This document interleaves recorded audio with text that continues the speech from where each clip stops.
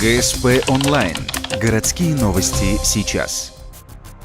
Следственный отдел завершил дело об убийстве. Ночью 19 февраля около бывшего развлекательного центра «Планета» вспыхнула драка. 43-летний мужчина нанес своему противнику не менее 16 ударов руками и 5 рукояткой складного ножа по голове, а потом еще и начал душить. Он был в состоянии наркотического опьянения и в настоящее время не совсем помню, что там было.